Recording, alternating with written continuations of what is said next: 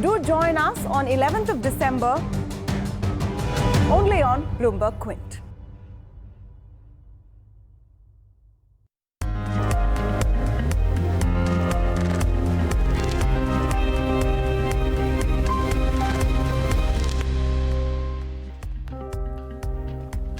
Good morning. You're watching Daybreak on Bloomberg Quint Live, and I'm Alex Matthew. First, the headlines this morning. Selling in the Asian markets continues along with a decline in US futures. Haven assets like the yen gain strength.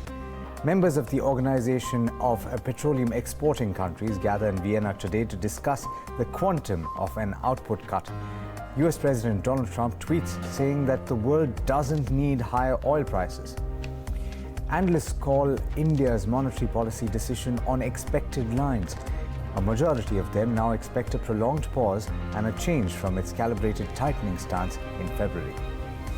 India's serious fraud investigator has accused former top executives of IL&FS of financial irregularities that eventually led to its downfall.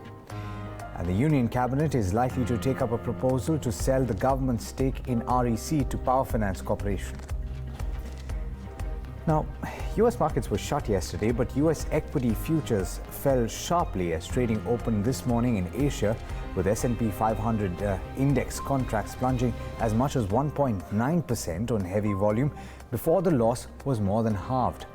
Now, traders couldn't immediately identify a trigger for the decline of that magnitude, though many cited the arrest of Huawei Technologies' chief financial officer Wanzhou Meng and its implications for US-China trade relations. Meng was arrested in Vancouver in connection with potential violations by the Chinese-based company of US sanctions on Iran, according to Canada's Department of Justice. But speaking about that sudden drop, some market watchers have also pointed to a possible fat finger, or that trading was distorted by the restart after Wednesday's closure for the cash markets and shortened trading in the equity futures market. Data indicated, in fact, that the selling pressure was so intense that it forced the exchange to pause trading.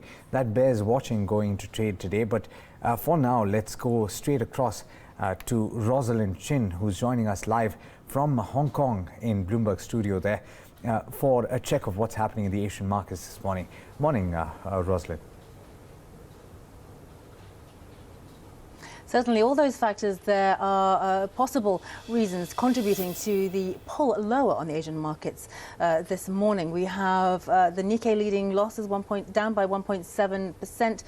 Topics 1.5% lower. Hang Seng opened obviously not long ago, down by 2.28% at this moment in time. Shanghai Composite also trading lower. Now, as you mentioned, the CFO of Huawei, one of the big technology companies in China, was arrested in Vancouver. In fact, she was arrested on December 1st in working, the Canadian authorities were working in connection with US authorities. The US is seeking her extradition. Now, this is to do with a probe that's been going on in the US into Huawei and whether it sold equipment to Iran, on which, of course, the US has sanctions. And there has been an earlier case with ZTE, another tech company in China, that, of course, has been under investigation in the US as well for similar reasons. Now, the daughter, she is the daughter of the Huawei founder, Ren Zhengfei, and also deputy chair of the Huawei board as well. So it is a big deal. China has complained to the US and Canada, asking them to free her. But of course, while Huawei is a private company, some of its suppliers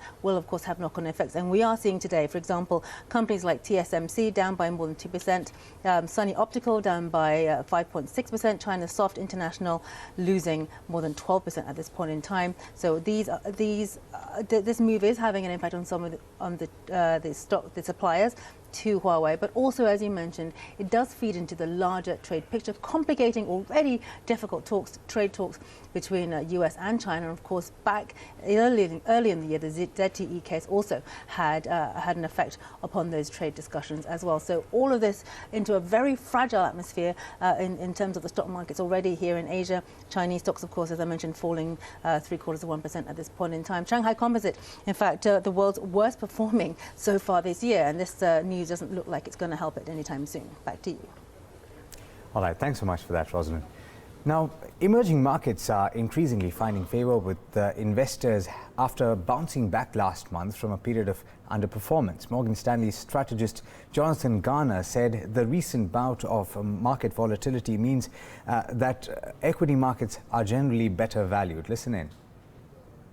We double upgraded emerging markets at the end of last month and then followed that up by upgrading China at the beginning of this week versus EM. So China, India, Indonesia, Brazil are our favourite markets going into next year.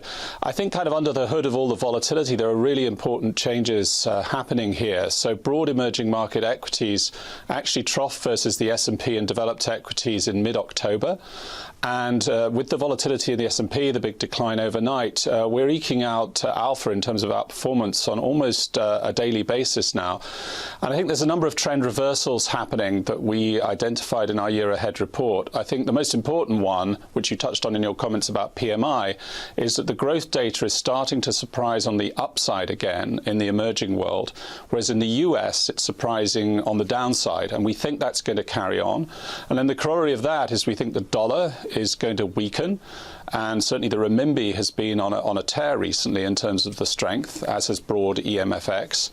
And then you can also throw into it what you were covering on oil. A lower oil price is also very important, particularly for the Asian part of EM, in producing a better environment for the consumer and the industrial sector. Now, Saudi Arabia, Russia and some other members of the OPEC Plus were close to agreeing to a deal to cut production, defying calls from US President Donald Trump to leave the taps open to keep prices low. But the group, widely known as the OPEC Plus, has not yet decided on how big the supply reduction will be, with Russia, who is not formally part of the OPEC, dragging its feet over how much it is willing to reduce supply. Bloomberg's James Thornhill has this report. There seems to be broad agreement now on the need for cuts. The big question now is what level those cuts are going to be. Saudi Arabia is obviously the biggest producer. They're suggesting a level of around 1 million barrels a day. Others, it seems, are not as keen to have so much, so bigger cut, and the Russians in particular are going to hold the key on this. And what we've really got here is a high-stakes horse trading game between these big oil producers, because obviously the amount that Saudi Arabia cuts will be key for what the others do, and they won't want to cut by too much because it'll mean that the others can step in to fill that gap and earn more, and therefore earn more revenue themselves. So there's a lot at stake here, and it really remains to be seen what they can actually agree on. The other factor, of course, we've got to consider is Trump, the big unknown. He came out with Twitter comments saying let's not cut too much. He wants to keep oil prices down. So they will have that in the back of their minds as well. So still a lot of uncertainty around this OPEC meeting coming up. All right, and we'll have more details of the outcome of that meeting, which of course is taking place today, the OPEC meeting in Vienna, of course. Let's go now to Agam Vakil, who's joining me to tell you all about the trade setup for the day and also to tell you what's happening in the futures and options space. Agam, well, apart from that freak downtick in the S&P 500 futures, it seems that Asian markets are lower. US markets were shut yesterday, not really positive cues coming in for the Indian markets today. Right, Alex, and I suspect that the US markets may have to just catch up. But for now, what we're seeing is the SGX Nifty again indicating a negative move, now inching towards 10,700. And what can we expect today? Let's wait and watch. But as far as markets yesterday are concerned, we did see a nearly 1% cut for the benchmarks, with the mid-cap and the small-cap indices well, underperforming, and in fact, that's where the selling was intensified. We saw the banking indices also decline in trade. But let's move on and talk about your other indices. Look at the metal index. Hindalco, Vedanta, Tata Steel, all of them, all the heavyweights bearing down on the index, down 3.6%. The Nifty Pharma index, of course, was largely weak on account of Sun Pharma, which is a relatively heavier weighted counter in that index. But well, this time around, both FIIs and DIIs sold. FIIs were 350 odd crores, and DIIs sold nearly 800 crores. Of course, both these numbers are on net basis. But moving on, where we did have Well, ITC, ICICI Bank and Sun Pharma essentially betting down on the indices as against HDFC and HDFC Bank, well, providing some amount of support, but wasn't enough. And the index did come off by as much as 86 points. But let's talk about futures and options. Now, again, this wasn't really a very, very eventful day, considering there was very little churn in the turnovers for futures and options. It was about 1.3% added in open interest for the Nifty. Banking Nifty did see, well, addition of open interest after several days of unwinding. So this perhaps can mean that we are seeing some more pressure downwards in the Bank Nifty. But again, this picture really hasn't changed. When it comes to your range based on maximum open interest, it's still below. It's still with the 10,500. That's where your support is, the near-term support. And that's because you have substantial open interest inputs. We've seen a lot of activity around the 11,000 mark, as you can see, unwinding in the 11,000 put, and more writing around the 11,100 call. But moving on, let's talk about your WIX, and it did advance, but not substantially, despite we did see a sharp cut in the indices at around 18.4. The Nifty put call ratio fell to around 1.63, naturally, considering the indices came off, and the banking put call ratio now at 0.75. Moving on, we also have Sun Pharma, which is in focus. Of course, as I was mentioning, another day of weakness, more shorts building in. The same for Bharat Forge, after we had the American truck sale data come in, and Bharat Forge was also under pressure, considering an 8.5% cut there. Moving on, we did see traction in Dish TV. Now, shorts there as well, considering a 4% down move, and well, on the whole, it wasn't really a very good day of trade when it comes to your mid-cap counters. And M&M, of course, from the large-cap space was also showing a lot of weakness. And well, as per the indications of the Nifty, Alex, it seems that we'd like to see the continuation of trend today as well. Absolutely. Thanks so much for that, Agam. Well, let's talk about some updates from yesterday. Starting 1st of April, floating rate personal retail loans and small business loans will be linked to an external benchmark. RBI announced the new framework along with the monetary policy yesterday. Sajid Chinoy of JP Morgan and Saugata Bhattacharya of Axis Bank expect this move will improve transparency. Listen in. So this is good. I mean, I'm not talking from a representative of a bank. As an economist. As an economist. Yes. So I mean, they have been talking about this for a long time. That, I mean, there needs to be more transparency for SMEs and retail borrowers from banks, because there's a certain asymmetry in negotiating power and transparency. So I mean, this is good, and not just this, coupled with the other measure on working capital and term loans being linked together. I think this induces greater market discipline, greater liquidity management, greater risk management, finer pricing, etc. This can actually serve to develop the term repo markets, because remember, whenever you are looking at a granular level of pricing, and this is obviously a pricing issue that comes in order to protect NIMs from fluctuations in the markets, you'll have to do much better and stringent liquidity management. You'll need to do better risk management. You need to use products, risk management products. You need to bucket your loans. You need to shorter term loans. So the term repo loans that we have been struggling to get moving, this might actually have a positive impact on the term repo markets. From a corporate point of view as well, from the other, I mean, I'm talking about the working capital and the term loans. Yeah. So corporates will need to do much better liquidity management than they have in the past. So, I mean, one part of this liquidity story that we had been talking about is the provision of liquidity. The other side, the opposite side of this, is better liquidity management. And these are the measures that are designed to create that, incentivize that liquidity management. Sajid, how do you see this, particularly the former, in terms of pricing being linked to external benchmarks? Bigger issue is transmission, which we've, as I keep joking, it's my career has gone by without a final answer coming to that. Well, I think you got a big answer today. I think it's unambiguously positive. Completely agree with Shogato. I think, A, it brings much needed transparency. And B, I think it will expedite transmission to have these transparent external benchmarks to which you link. Now, banks may say that this at the margin increases interest rate risk because my asset side is tied to an external benchmark and my liability side is more sticky or locked in. And this is where, as Shogato hinted, you have to use risk mitigation tools and begin to hedge that interest rate risk. So I think this is a very positive step in the right direction. And the more transmission that central banks can be confident of, then these long and variable lags of monetary policy that we talk about, by definition, get shorter and less variable. I think it just helps the whole system. Well, so once that comes in, if you're taking a home loan, it's good news for you if the interest rates fall. But, if you saw what came out of the monetary policy yesterday, you saw essentially that the policy rate was kept unchanged at 6.5%, and also the monetary policy stance was kept unchanged at calibrated tightening. But what do analysts make of the monetary policy decision?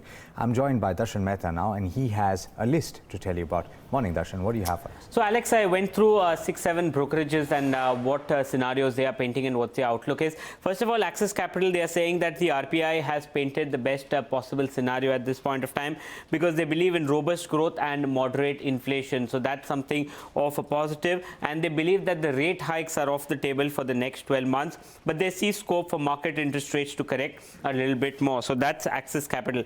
Citi is saying that they expect the RBI to stay on hold till more clarity emerges on inflation. They expect the CPI forecast stance to change in the April policy. They remain bullish on Indian bonds, and the 10-year bond yield may drift below the 7.2% according to them. The next one is Nomura. They expect a formal stance change in early 2019 and a long pause after that. They are saying that the RBI governor's comment opens up change in the stance and a reversal in policy in case the target is not met. They see that the prospects for more accommodative RBI policy as positive for the rupee, and they prepare for a long hibernation with rising cut probability. HSBC is saying that the tone of the commentary or tone on inflation especially sounded more neutral than hawkish. They expect RBI to hold on in the near future and expect a final rate hike of 25 basis points post the national elections in 2019. Phillip Capital says that the oil price volatility is the key risk to RBI's CPI estimates that they have given, and they expect RBI to stay on hold for the rest of FY19, assuming that oil stays at the current level. They see downward risk because the FY19 GDP growth maintained was 7.4%, but Phillip Capital sees downward risk, and MK sees they expect a status quo on rates and policy stance for the next 3 to 4 months. The banking sector measures do not prove much respite, according to the brokerage. All right, thanks so much for that, Darshan. Now, the Serious Fraud Investigation Office has revealed some very startling information relating to the crisis at IL&FS. In its interim report submitted to the National Company Law Tribunal, the SFIO has outlined several misdemeanors, including that of former senior executives. Ridhima Saxena has more details in this report. A serious fraud investigation report, which was submitted to NCLT on December 3rd and has been reviewed by Bloomberg Quint, alleged that some senior top executives of IL&FS were window dressing its financials and misstating profits to get higher credit ratings, which allowed them to borrow short-term funds from markets and banks. So the cycle was such that the borrowing entities, which were the direct subsidiaries of the parent company as well as the holding company itself, were lending these borrowed short-term funds for long-term at higher interest rates to its other project subsidiaries and group companies. And these subsidiaries in turn were using the funds to pay interest and loans taken in the past from the same set of IL&FS lenders. The cycle continued till the debt became unsustainable, ending in multiple defaults and spooking the credit markets. Now, Ridhima also has further illustrations of how this is being done. Take a look. An example of IL&FS Financial Services, which is a direct subsidiary of the holding company, can help us understand how the loans were being funneled within the company. So IL&FS Financial Services transferred 1,630 crore rupees to another group entity, IL&FS Transportation Networks, through 8 group companies which had negative net worth, and the loans were transferred to them for no stated purpose or a specific project in hand. This was done in order to circumvent RBI's credit concentration norms in group companies. The non-banking finance firm, the SFIO report has said, also window-dressed its financials by evergreening loans, which was done by giving additional credit to the borrowing group companies as well as to all the external corporates who were borrowing from the non-banking financial service firm. And these corporates were Ind Bharat Group, Gayatri Group, A to Z Group, among others, which were named in the report. That way, it continued to show in fresh funds which were generating interest income and recognize them in its balance sheet. All right, so that's the update with regard to IL&FS. But Somit Sarkar is joining me now to tell you all about the stocks in the news. Good morning, Somit. What's the stocks on your list today? Good morning, Alex. Six of them actually that I would be watching out for today in today's trade. The first would be Lemon Tree. Now, the company has opened a new hotel in Pune with a total room capacity of close to 201 rooms. Now, with this hotel, the company now operates nearly 52 hotels across 31 cities in India. So that might be one stock that would react today. The second would be PFC and REC, because Cabinet will be meeting today to consider the PFC REC deal today. Now, this stocks should be in focus today as the structure of the deal is still unclear, whether it will be an acquisition or a merger is still not known. So these two stocks would be in focus today. Third stock would be the Power Grid Corporation. Now, as the company has been declared a successful bidder to build two transmission systems of 660 megawatt each for a thermal power project and to construct a substation of 400 kilowatt in Uttar Pradesh. So this stock will be in focus today. Now, fourth will be Sagar Cements. Now, three developments on this stock. Now, the company will look to invest close to 258 crore rupees to build a 1 MTPA of cement plant in Madhya Pradesh and a 1.5 MTPA of grinding unit in Orissa. They will be investing in two separate companies. One investment will be of close to 150 crore rupees for the cement plant, and the second one will be of close to 108 crore rupees for the grinding unit. Now, the company expects both of these plans to be completed by nearly March 21, and to fund these investments, the company will issue convertible warrants worth close to 225 crore rupees. Now, a couple of newspaper reports that would keep these stocks in focus. Now, Business Standard reported that Jet Promoters is close to strike a deal with the lenders, which are led by SBI. Now, lenders may also consider converting part of its debt into equity. That is what the Business Standard reported today. Now, as of September 2018, the company had a total debt of in excess of close to 8,200 crore rupees. So that Jet Airways will be in focus today. And lastly, it will be Mindtree, because Mint reported that key large Mindtree investors are looking to sell stake in the company. Now, these investors include Vijay Siddhartha and other coffee day companies which own close to 26% stake in the company. Now, private equity investor KKR might buy their stake. That is what Mint reported today. Thanks so much for that, Somit. Now, there are several stories available on the website, and you can, of course, look at all the live market action over the course of the day. You should, in fact, watch for updates on the Opec meeting in Vienna today. But if you log on right now, there are also a few stories that you should consider reading. First up, Theresa May, the Prime Minister of Britain, of the UK, is searching for a compromise to avoid a crushing defeat on her Brexit deal in a key vote in Parliament next week. This is after she was forced to publish secret legal advice setting out the flaws in the Brexit agreement that she signed. Now, the Prime Minister held talks with Conservatives aimed at winning over rebels. And the new norms allowing use of mobile phones for making calls and internet surfing during flights in the Indian airspace could come as early as January, after the Law Ministry gives its concurrence. Now, a 15-year-old Swedish teen is skipping school once a week to tell the world leaders they're not doing enough about climate change. At the COP24 UN Summit on Climate Change, which began yesterday in Poland, Greta Thunberg pressed for environmental action. Take a look.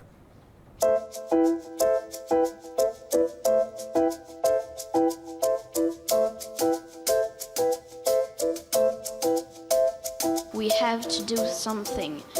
That is, not having hope is not an excuse for not doing anything. First, to say that they are not coming, that shows what they prioritize. They don't think this is important. They think other things are more important, and that says it all. They don't realize the changes we are facing, the threats we are facing, and that is very scary. I have met politicians that don't know a single thing about the climate crisis. When I talk to them, they start crying.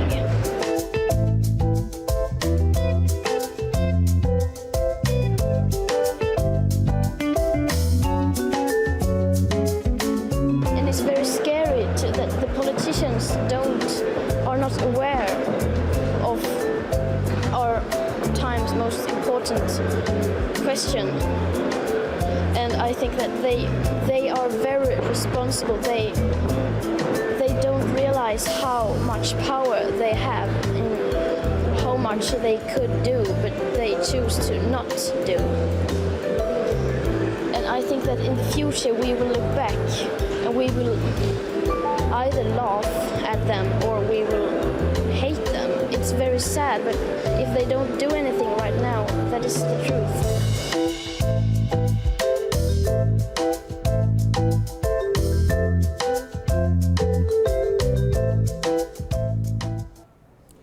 Now, as world climate changes for the worse, India is also facing a battle of its own.